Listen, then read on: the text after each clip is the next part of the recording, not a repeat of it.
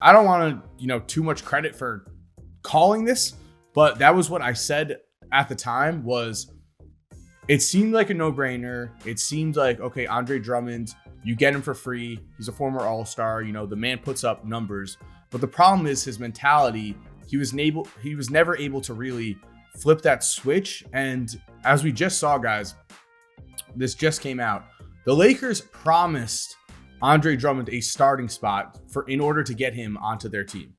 And so what do we think about that? Because this is something that I previously mentioned, was when you have a guy like Dwight Howard nearing the end of his career, it's very easy to bench him. It's very easy to be like, okay, Dwight, this is not your game, and there's going to be no hard feelings. Andre Drummond, it was a different situation. And so now we're hearing that the Lakers are only going to be interested in Andre Drummond if it's a minimum contract. Like, I think Andre Drummond just cost himself a ton of money by going to the Lakers and kind of exposing himself as a player that can't play in the playoffs, maybe. Like, if they're benching him, that is just not a good look. Well, to be fair, I feel like a lot of players cost themselves maybe not a lot, but a few players cost themselves some money by going to the Lakers, because also I feel like Montrezl Harrell lost a good bit of money too, even though it's going to be the big man market is not that great this upcoming offseason. So, hopefully he can land with like Charlotte or a team like that. But Mike, what are your thoughts on this? So adding on to what you guys said, a lot of players did lose a lot of money just from being on the Lakers this year. Dennis Schroder, for example, we all know that story of him turning down an $80 million contract because apparently he thought he was worth $100 million. And then he goes into the playoffs, and Laker fans, I'm going to admit, Laker fans are very hard on their players when they're relevant. That's part of the challenge of playing in LA. Hell, any LA team is very hard on their players.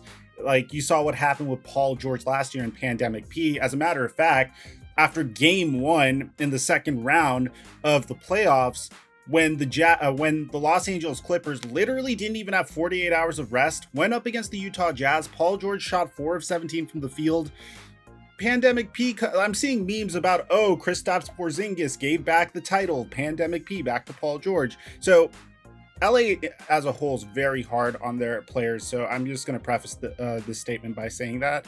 But in addition to Dennis Schroder, Andre Drummond, if you're Andre Drummond, what's your best opportunity to get a max contract? You see LeBron James playing alongside LeBron James, betting on his ability to make you look good. Isn't that bad of a bet to make? And I'm sure a lot of these players were looking at LeBron James, a man that got Matthew Dellavedova a 3-year, $40 million contract, I believe. I'm going to fact check Timothy that. Mozgov got a bag too. Yeah. A lot of guys got paid. So it's not that bad of a bet to say I'm going to go play with LeBron James for the remainder of this career. It's just we talk about this a lot on the podcast, where the right move is made, the logical business decision is made, but what is supposed to happen doesn't end up happening, like the Boston Celtics trading for Kyrie, for instance. So I think this is one of those scenarios, because if you were to go back to that situation and you are Andre Drummond, what's the best team that could get you that max contract? Well, max is very difficult. But looking back, the Nets were interested. Not max, were they not? sorry. You know what, man? I don't know. The Pelicans gave Steven Adams like $24 million or something, $24 million a year extension. Like, look, I don't know, man. There's a chance Andre Drummond still does get a very healthy bag. Like, this is absolutely wild. We'll see. I mean, all it takes is one team. That's really all it takes. And there's a lot of desperate teams out there. Have you seen some of the numbers being tossed around for like some of these role players for this upcoming free agency? I saw like Kendrick Nunn's expecting like $15 million per year. I think Duncan Robinson wants like 25. We know Lonzo's probably getting 20. Like, that's why I didn't like. I will stand by. See, I will combine Mike's point with Coop's point. Both of you, I agree with both of you here. In that I don't think Dennis Schroder betting on himself was like the craziest thing. I don't think him turning down that money was crazy at all, because we're already starting to see like, okay, this is how much these guys like Kendrick Nunn, like you just said, how much they're asking, how much Lonzo's asking.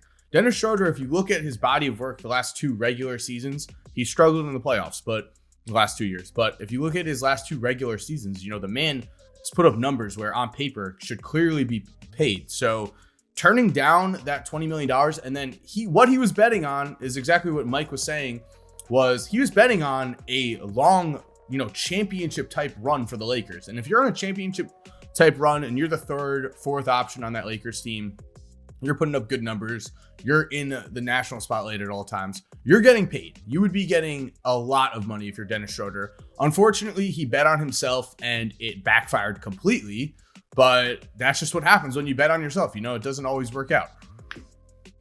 Now, Mike, I will say, where do you think the Lakers, with what they've got going on, where do you think they go from here? Because let's say you lose Schroder, let's say you lose Andre Drummond.